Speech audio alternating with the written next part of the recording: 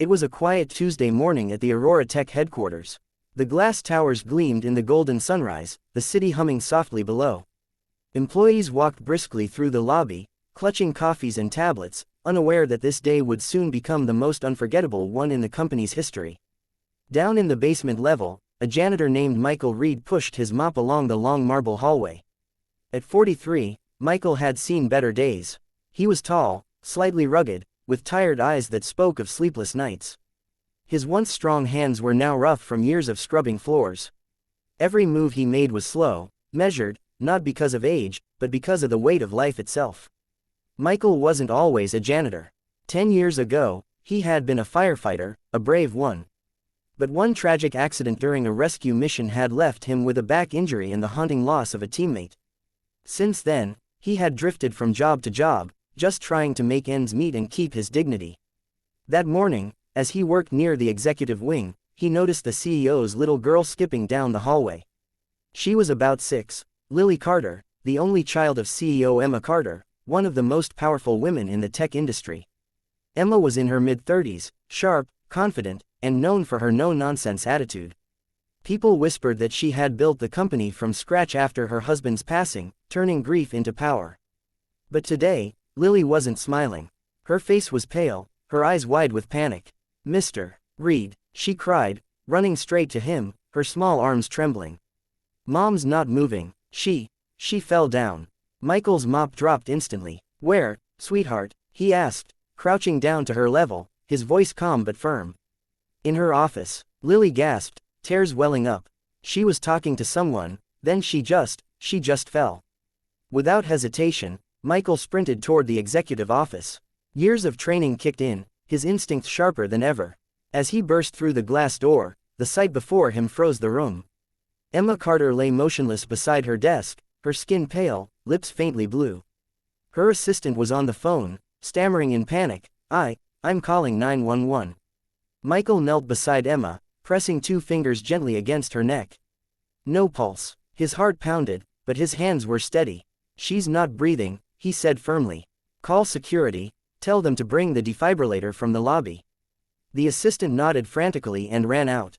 Michael loosened Emma's collar, checked her airway, and began chest compressions, steady, rhythmic, strong. "Come on, Emma," he muttered.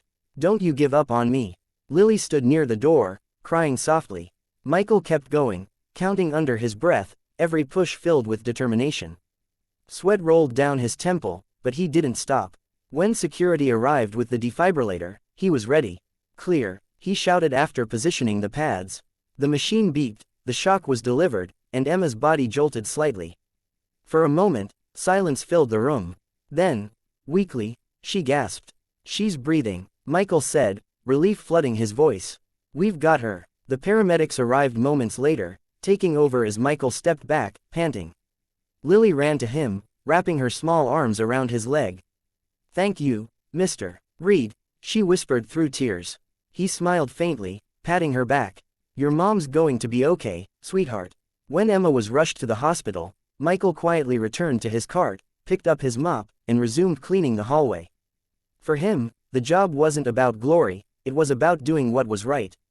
Hours later, the entire building buzzed with the story. The CEO had collapsed from a sudden cardiac arrhythmia, and the janitor had saved her life. Employees whispered his name in awe. Michael Reed, the janitor who brought her back. By evening, Emma regained consciousness in the hospital. Her first words were for her daughter. "Is Lily okay?" "She's fine," the nurse assured her. "And you're very lucky. A man named Michael Reed saved your life." Emma frowned slightly, the name unfamiliar. "Michael Reed." "Yes, ma'am," the nurse said with a smile. "Your janitor." Emma blinked in disbelief. The man who quietly mopped her floors every morning had just saved her life. 2 days later, when she returned to the office, everyone watched as she called for him over the intercom. "Michael Reed, please come to the CEO's office." Michael hesitated when he heard it. The last thing he wanted was attention. But he went anyway, his uniform still slightly wrinkled, his expression humble. As he entered, Emma stood by the window, looking healthier but still pale. Lily was sitting on the couch, drawing something with crayons. When she saw him, she jumped up and ran straight to him. "Mommy, that's the hero I told you about," she said proudly. Emma turned, her eyes softening. Mr. Reed, she said quietly, I don't even know how to thank you. You don't need to, he replied. Anyone in my place would have done the same. I'm not sure about that, she said, stepping closer. Most people freeze in those moments. You didn't. Michael smiled faintly. Old habits die hard. I was a firefighter once. Her eyes widened slightly. That explains it. Lily tugged at her mother's sleeve. Can Mr. Reed come to my birthday party, Mommy? He's my hero. Emma laughed softly for the first time in weeks.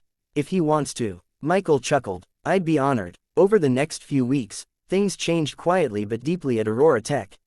Michael's story spread across social media after a staff member posted about it. The post went viral, the janitor who saved his CEO. Reporters called. People praised him as a real-life hero. But Michael kept his head down, always polite, always humble. One afternoon, Emma called him into her office again. She had a small box on her desk. Michael, she said, this company owes you more than we can ever repay. But I'd like to start with this. She slid the box toward him. Inside was a silver plaque engraved with his name and a company badge, not for janitorial staff, but for emergency response coordinator. He stared at it, speechless. I want you to head our new in-house safety program, Emma explained. Train others. Prepare us for emergencies. You've already proven you're the right man for it. I don't know what to say, he stammered. Say yes, Lily piped up from behind her mother, grinning. Michael laughed, his eyes misty. Then yes. From that day forward, Michael's life began to turn around. He trained employees in CPR and safety drills, gaining the respect of everyone. Emma often checked in, sometimes joining his sessions herself. There was an unspoken bond between them, one forged in crisis, built on gratitude and quiet respect. But the story didn't end there. Months later, during a company retreat at the countryside resort, a sudden storm hit. Power lines went down, and the team was trapped in the main hall. Panic started to spread among the staff. But Michael took charge once again, calm, firm, reassuring. Everyone stay calm, he ordered, lighting emergency lamps. We've got this. Even Emma followed his lead. It was as if everyone instinctively trusted him, the janitor who once saved their leader, now saving them all again.